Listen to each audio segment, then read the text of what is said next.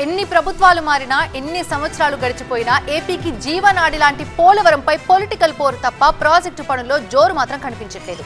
తాజాగా నేతల మధ్య మరోసారి అదే వార్ కంటిన్యూ అవుతోంది. ఏపీలో ఎన్నికల వార్ ముగిసింది. ఇప్పుడు ప్రాజెక్ట్ వార్ మొదలైంది.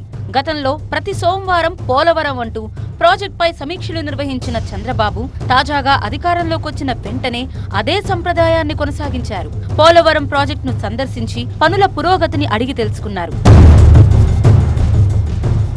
గత ప్రభుత్వంలో పోలవరం ప్రాజెక్టుని పూర్తిగా పక్కన పెట్టేశారని ఆరోపించారు చంద్రబాబు. అంతకుముందు తాను పడ్డ కష్టం మొత్తాన్ని బూడిదపాలు చేశారని ఆవేదన వ్యక్తం చేశారు. రివర్స్ టెండరింగ్ పేరుతో పోలవరం ప్రాజెక్టును గత సర్కార్ దెబ్బతీసిందన్నారు చంద్రబాబు. రివర్స్ టెండరింగ్ అన్నారు. వచ్చిన వెంటనే అదే రోజు ఒక మాటలో చెప్పాలంటే సేమ్ డే ఏజెన్సీని మార్చేస్తామని చెప్పి స్టేట్మెంట్ ఇచ్చారు. 4-5 రోజుల్లో ఇక్కడి నుంచి ఏజెన్సీని వైండప్ చేసి బయట పంపించారు. ఉండే స్టాఫ్ అంతా మార్చేశారు. ఆ ప్రిన్సిపల్ సెక్రటరీ, ఇంజనీరింగ్ చీఫ్ అందరినీ మార్చేశారు. అక్కడి నుంచి ఎవ్వరికీ తెలియని వ్యక్తులు పెట్టేశారు ఇక్కడ. అయితే పోలవరంపై సీఎం చంద్రబాబు వ్యాఖ్యల్ని తప్పుపట్టారు మాజీ మంత్రి అంబటి రాంబాబు. ఏజెన్సీలు మార్చడం వల్లే పోలవరం ఆలస్యమైందనడం సరికాదన్నారు.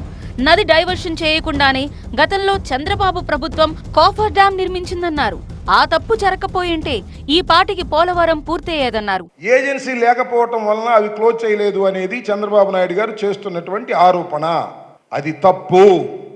ఈ రెండు క్లోజ్ చేస్తే నది డైవర్షన్ లేదు, వెనుక ఉన్న 54 గ్రామాలు మునిగిపోతాయి. అందువల్ల ఇవి క్లోజ్ చేయొద్దని చెప్పారు పీపీఏ. అందుకని క్లోజ్ చేయలేదు. క్లోజ్ చేయకపోవడానికి కాంట్రాక్టర్కి ఎలాంటి సంబంధం లేదు. తప్పు ఆర్గ్యుమెంటు, గుర్తుపెట్టుకోండి. ఇది ఏదో బురదల్లే కార్యక్రమం చేస్తున్నారు. మరి పోలవరంపై ఈ మాటల చిటపటలు ఇలాగే కొనసాగి అది పోల రణంగా మారుతుందా లేక ఇష్యూ మరో మలుపు తీసుకుంటుందా అనేది చూడాలి.